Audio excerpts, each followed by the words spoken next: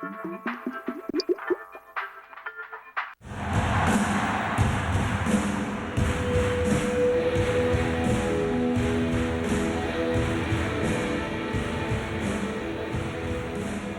in 1985, a band took to the stage for a good cause here at Wembley. After their set, Queen became the king of stadium rock. Queen are a band whose musical catalogue has it all. Critical acclaim, commercial success, and a cult following with a mainstream sensibility that expands with each generation. Queen classic is I Want to Break Free. It's about the gay population, but it's one of my dad's favourite songs. With iconic songs like Bohemian Rhapsody and We Are the Champions, it's nearly impossible to go a lifetime and not rock out to one of their well-known hits.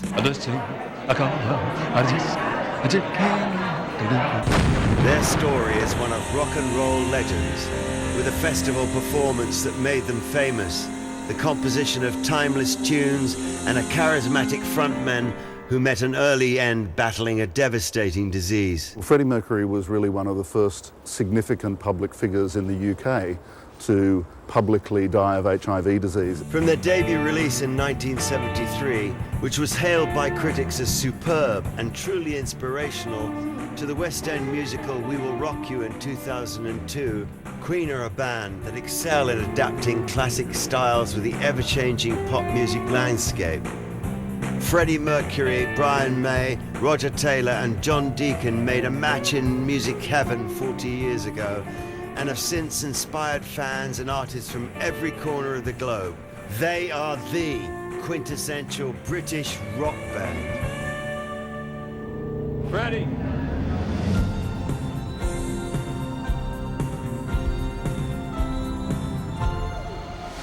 In the late 60s, Brian May was your typical university student at London's Imperial College, studying hard to one day support a family while daydreaming of becoming a guitarist in a rock band.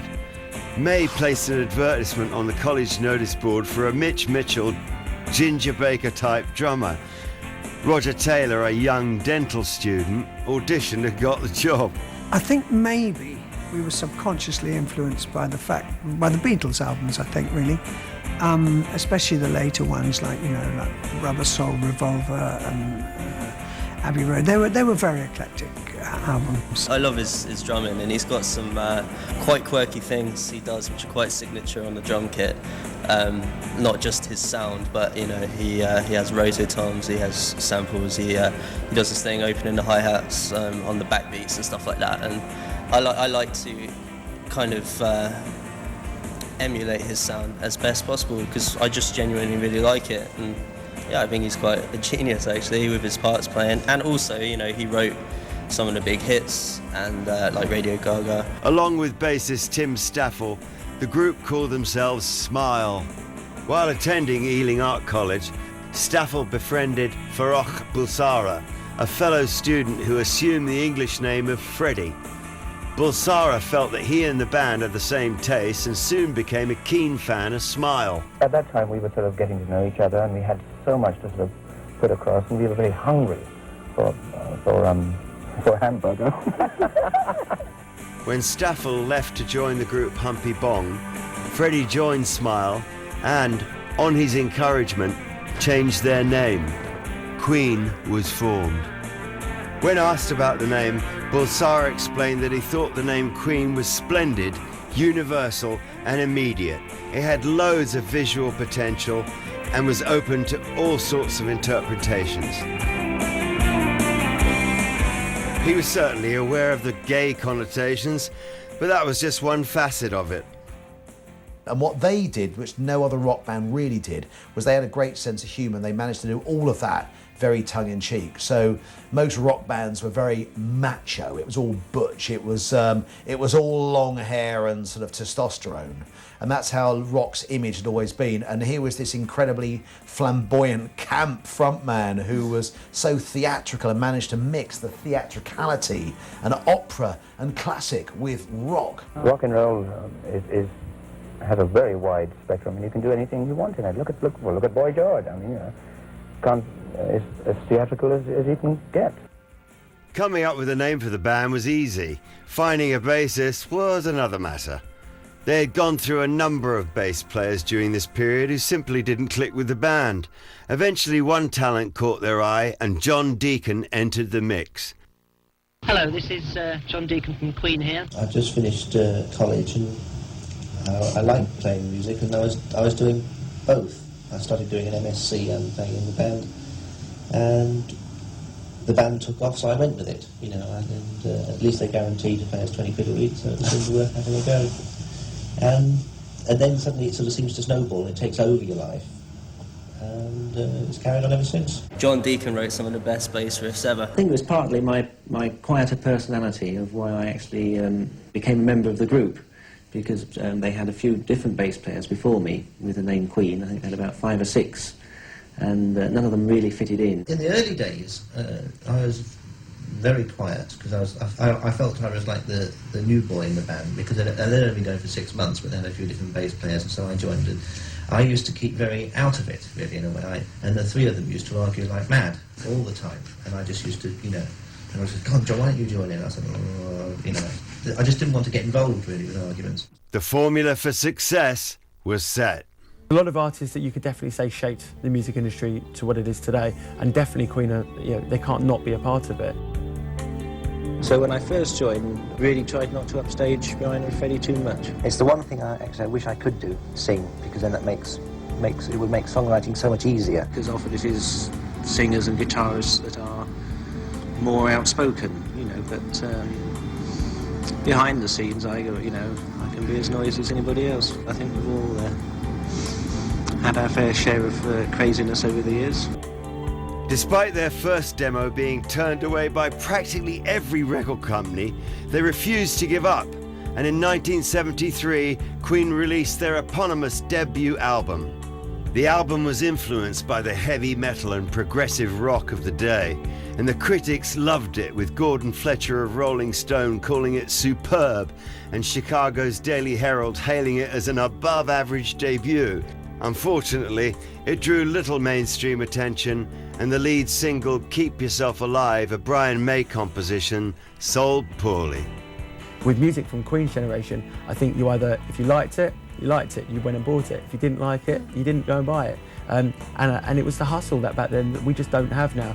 They were gigging every single night in a different club, whether it's to 20 or to 200 people, and they built themselves up as really the music industry should be built up on, which is just pure talent and a fan base. The group's second album, Queen 2, is the first real testament to the band's distinctive layered sound, and it features long, complex instrumental passages, fantasy-themed lyrics, and musical virtuosity. With them, there was so much variety in the music. I loved it. So, you know, the big power ballads or the big rock numbers, fantastic. Though clearly on their way up, it wasn't all smooth sailing. After the band's 6-night stand at New York's Uris Theatre, Brian May collapsed and was diagnosed with hepatitis, was initially absent when the band started work on their third album, but returned midway through the recording process. Released in 1974, Sheer Heart Attack was a hit, and everyone knew that Queen was a force to be reckoned with.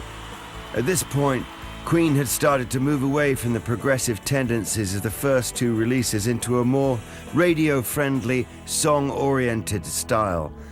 Sheer Heart Attack introduced new sound and melody patterns that would be refined on their subsequent albums. They're Queen. They perform in a way that just is unique to Queen as a group. They write music in a way that will live on forever. I think they excite people. Just everything about them was just different and exciting. This album gave the band their first real experience of international success and was a hit on both sides of the Atlantic. A Night of the Opera was the album which would set them apart. The single Killer Queen became their first US hit, reaching number 12 on the Billboard Hot 100.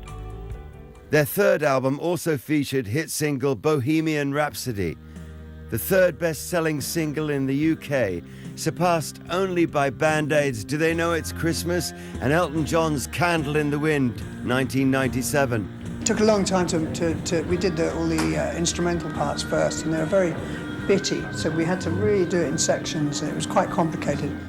It is the only single ever to sell 1 million copies on 2 separate occasions and top the Christmas charts twice.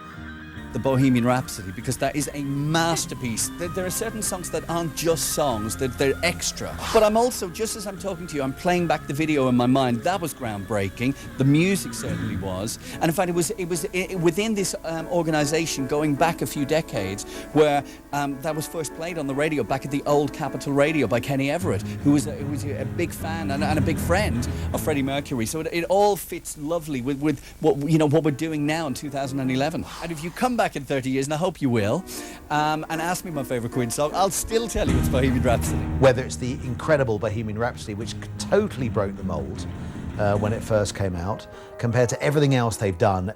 Bohemian Rhapsody has been voted numerous times as the greatest song of all time. Internationally, they were so recognised and so successful. And also, very interestingly, most recently, we had a top 300 countdown on here. So we asked our listeners, give us your favourite song. We counted up all the different votes, and Queen made 10 of the top 100. And in fact, Queen got to number 1. Now, I wonder if you can guess what Queen's song got to number 1 from our listeners' point of view, the greatest song ever. We Will Rock You? Nope. Bohemian Rhapsody. Bingo. Hey! Yes. It was the band who decided to make a video to go with the single, and the result is generally considered to be the first true music video ever produced. Although other bands, including the Beatles, had made short promotional films or videos of songs, those were made to be aired on specific television shows. Making the music video fired up the band's taste for showmanship and drama, and when they left for a world tour in 1974, each member wore Zandra Rhodes' created costumes. I look back at myself and think, oh my God, how could I have done that? Wearing black nail varnish and the long hair and wearing the makeup and wearing the kind of clothes.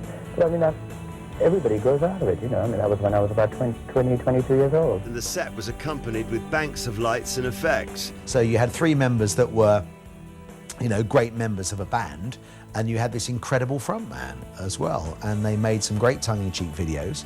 Obviously, Bohemian Rhapsody was in a way the first properly created pop video that there ever was, that someone had sat down and created a piece of art rather than a bit of live footage or a bit of spliced together this and that. It was the first proper arty video that had ever been made, and was amazing. He's very much the face of the band, but you've got the band are the engine, and they provide that excitement and that power, the power behind it. The thing with Queen, though, part of the reason why they're so huge is Freddie's personality, his sort of global appeal. But musically, each element, the people, Brian May, Roger Taylor, John Deacon, they are regarded as some of the top players within their own instrument fields that have been in the kind of rock industry. So each part adds, it's the sum of all the parts, really.